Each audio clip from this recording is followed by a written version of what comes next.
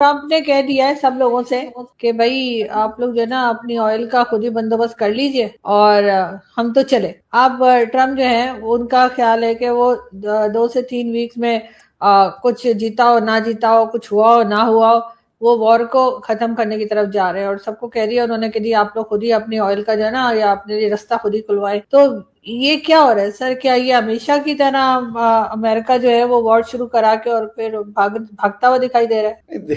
देखिए आरजू जी, I guess इस तरीके के स्ट्रॉन्ग शब्दावली से हमें बचना चाहिए कि अमेरिका भागता हुआ दिख रहा है या ईरान जो है वो पस्त हो गया है। परेशान तो नजर आ रहा है ना सर? नहीं, परेशान देखिए बिल्कुल वो नजर आ रहे हैं, बिकॉज कि वो अलग थलग पड़ गए हैं, ठीक है ना। As far as NATO is concern, NATO से उनको जिस तरीके की उम्मीद थी, आशा थी कि नेटो उनके हेल्प में आएगा, यूरोपियन या वेस्टर्न ब्लॉक उनके साथ खड़ा होगा, वो वहां खड़े नहीं। और मैं ट्रम्प साहब के स्टेटमेंट पे क्या ही वो बात करूं, इतने कॉन्फ्लिक्टिंग स्टेटमेंट आते हैं। कभी वो बोल रहे हैं हम ब्रूट्स ऑन ग्राउंड भेजेंगे, 2 वीक में सब खत्म हो जाएगा, 3 वीक में हम वापस आ जाएंगे। अब आप इन सब बातों का क्या उत्तर दीजिएगा, बताइए क्या उत्तर है आपके पास? क्योंकि एक बयान दूसरे से कॉन्फ्लिक्ट कर जाते हैं। एक तरफ कहते हैं कि हम अटैक करेंगे, दूसरी तरफ कह रहे हैं हमारी बातचीत चल रही है।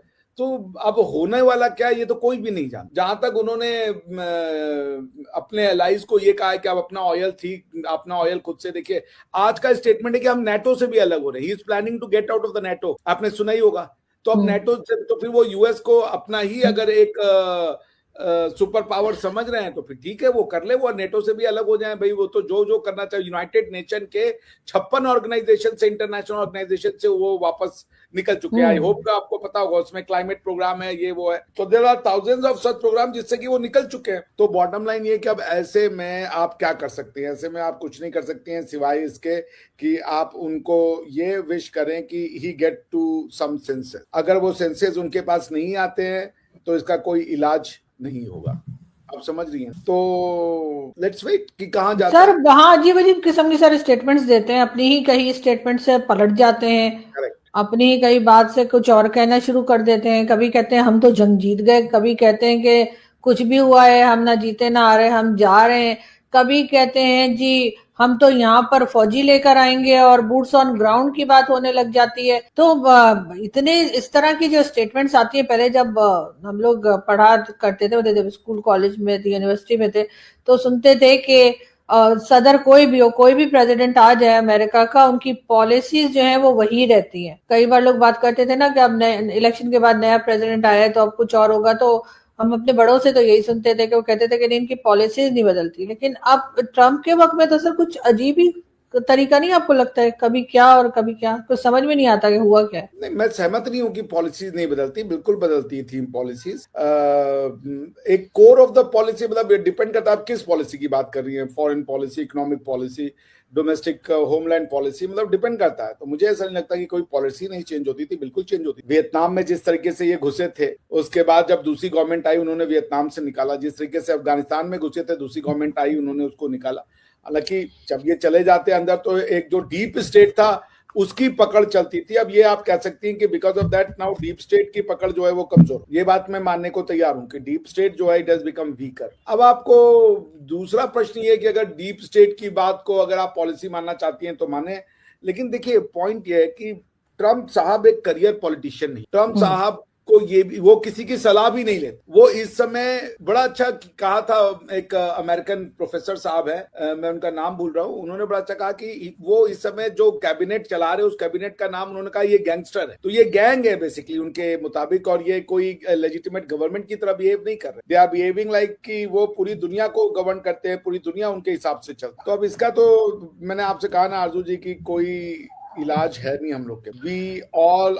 We all can just waste. और क्योंकि सर कई कंट्रीज ने तो खैर मना भी कर दिया, जैसे यूके ने मना कर दिया कि वो इस वॉर का हिस्सा नहीं बनेंगे, और भी कई कंट्रीज ने कहा है। और कुछ अभी सोच रहे हैं कि क्या करें। लग तो ऐसा रहा है कि ये वॉर स्टार्ट करके अब ट्रम्प जो है बाहर निकलना चाह रहे हैं, और वो चाह रहे हैं कि जो बाकी लोग रह गए जिनका बिजनेस इफेक्ट हो रहा है, कोई और नुकसान हो रहा है, वो अब ईरान से लड़ना शुरू कर दें या अपने रास्ते खुद ही खुलवाएं। जी हम तो जा रहे हैं, हम तो ये बंद करवाने आए थे, इन्होंने आगे बंद करवा दिया वो रास्ते जो पहले खुले हुए थे। और अब ये कह रहे कि जी हम चले और तुसी देखो अपना काम खुद। नहीं, हम चले नहीं हैं, बिकॉज देखिए ये अलग थलग पड़ गए ना इन्होंने, चूंकि ये अपनी करनी से अलग थलग पड़े। एक समय ये ग्रीनलैंड लेने जा रहे थे, फिर कनाडा को कह रहे थे ये 52वां स्टेट है, सबकी फाड़ के रख दी इन्होंने। I am sorry for this word, but literally कोई ऐसा नहीं था जो इनसे डरा नहीं। ये याद है ना, कनाडा को 52nd स्टेट बता दिया था, ग्रीनलैंड को कहा ये हमारा है। उसके बाद इन्होंने वेनेजुएला के तेल को अपना बना के बेच दिया है मार्केट में। अब आप बताइए आरजू जी, क्या क्या ऑप्शन है इन सब चीजों का? आप क्या कर लीजिएगा इन चीजों को लेकर के? सो बॉटम लाइन आरजू जी ये है कि ये ट्रम्प साहब एसेंट्रिक हैं, इनको समझ में नहीं आ रहा है कि करना क्या है। लेकिन मिडिल ईस्ट वाले में देखिए, मैं ये कहूंगा कि मिडिल ईस्ट में आप अरबिक कंट्रीज के रोल को नहीं राइट ऑफ कर सकती है। उन्होंने बहुत बड़ा रोल प्ले किया है इस बात पे ट्रम्प साहब को कन्विंस करने में कि ईरान के ऊपर वॉर करो। वो ये भी कन्विंस कर रहे हैं कि आप अभी मत निकलिए, अपना काम पूरा करके निकलिए। Middle east is also giving mister Trump जो है ना डोज ऑफ, जिसे कह लीजिए टेस्टोस्टेरोन, कि उनका वो हाई पे रहते हैं वो कि हाँ जी हम जीत जाएंगे, ये वो है। तो अब इसका ऑप्शन जो है वो ट्रम्प साहब क्या निकालते हैं, ये ओनली ट्रम्प साहब विल नो, कोई और इसको जान नहीं सकता। Let's see, wait and watch क्या होता है। लेकिन सर गल्फ कंट्रीज को क्या करना चाहिए ऐसे में आपके ख्याल से? अगर अब यूएई के बारे में भी सुना जाता है कि जी ये जो है ये भी इस वॉर के हिस्सा बन सकते हैं, सऊदी अरेबिया भी बीच में आ सकता है। क्या उनको कोई फायदा होगा अगर वो बीच में आ जाते हैं, या उनको अभी साइड पर ही रहना चाहिए और इस चीज को मजीद बढ़ने से रोकना चाहिए? देखिए आरजू जी, दिक्कत ये है ना, मैं आपको अगर दिल से बताऊं, मैं समझ सकता हूं जो भारतीय मुस्लिम्स हैं उनकी सॉफ्ट कॉर्नर कहाँ है, लेकिन अगर आप एक अरबी है ना, ये आपकी धरती की लड़ाई। तो मैं वहां पे बहुत अरबी इस समय भारतीय जो जो अपनी धरती से प्यार करते हैं वो उनकी भावनाओं को समझ रहे हैं। ईरान उनकी धरती पे एक थ्रेट था। ईरान जो है वो जो सुन्नी समाज था उसके लिए एक थ्रेट था। वो टेक ओवर करना चाहते थे। आइडियोलॉजिकली भी शिया और सुन्नी के बीच में बहुत कॉन्फ्रंटेशन है। पूरा मतलब समझ लीजिए, जो आपको मुझसे ज्यादा पता है, जो जो मेन धुरी है सहाबा को लेकर के, साहब बहुत सी चीजों को लेकर दोनों अलग अलग तरीके से सोच। तो शिया को लेकर के पूरे अरब समाज में कोई बहुत ज्यादा अच्छी फीलिंग नहीं पाई जाती है।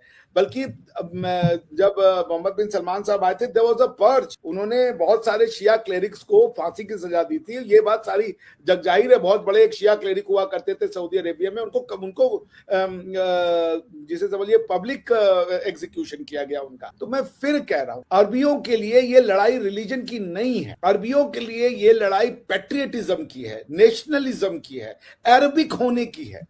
ये शिया वर्सेस सुन्नी नहीं है, ये अरबी वर्सेस शिया की लड़ाई। तो वो अपनी अरबिक आइडेंटिटी को प्रिजर्व करना चाहते हैं। वो ये चाहते हैं कि यहाँ की जो भी चौधराहट है वो हमारे पास। सीधी सी बात, वो कैसे होगा, उसके लिए क्या करना होगा, वो ये समझते हैं कि जिस तरीके से ईरान अगर वीक होता है, ईरान की अगर यहाँ पे जो बादशाहत है वो कम होती है, तो इस पूरे इलाके पे देखिए आप, हुती किसकी तरफ से लड़ रहा है आज की डेट में? जितना ज्यादा ईरान पे, इजराइल पर अटैक ईरान ने नहीं किया, उससे ज्यादा इजराइल पे अटैक हुती कर रहे हैं। हुती से कौन लड़ रहा था? सऊदिया लड़ रहा था।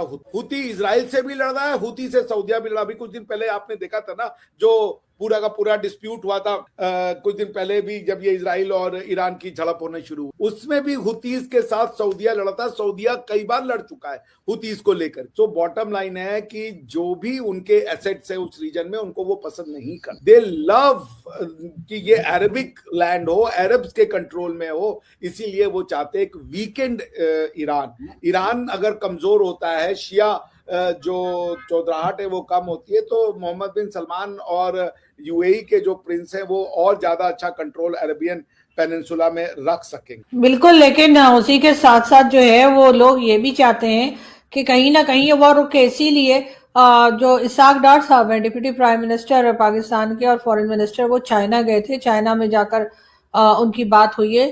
तो ये कोशिश की जा रही है कि कहीं ना कहीं चाइना बीच में आए, और क्योंकि एक बड़ी कंट्री ऑफ कोर्स चाइना की एक पावर है, तो चाइना इस लड़ाई को रोकने में कोई मदद करे। उसमें 4-5 पॉइंट्स जो है वो भी बताए गए, यानी दिए गए कि जिसके जरिए ये लोग वॉर को रोकने की कोशिश करेंगे। आपको लगता है कि चाइना इस वक्त कोई रोल प्ले कर सकता है? देखिए आरजू जी, रोल तो सब प्ले कर सकते हैं, बट चाइना इसमें कूदना नहीं चाहेगा। उसका कारण ये है कि चाइना अगर ईरान के साथ होता है तो वो टेक्निकली सऊदियों के अगेंस्ट में हो जाता। आप समझ रही हैं मेरी बात? तो ये अगर अमेरिका वर्सेस ईरान की लड़ाई होती तो परहैप चाइना आ भी जाता आरजू, बट ये अमेरिका वर्सेस ईरान की लड़ाई नहीं है।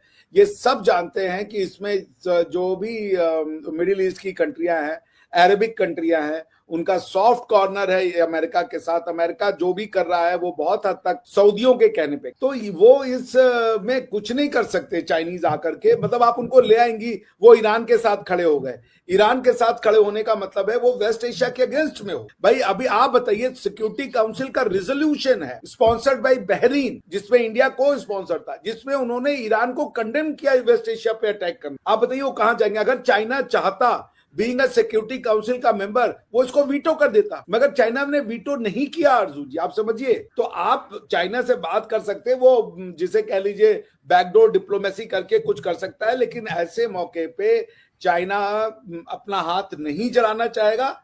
बैकडोर डिप्लोमेसी जो होनी चाहिए वो कर ही रहे होंगे, ईरान को अश्योरेंस देने की कि आप लड़िए, हम आपको कोई वेपन दे देंगे या और कुछ दे देंगे, लेकिन वो भी कितना दे पाएंगे और कब तक दे पाएंगे ये देखने का विषय होगा।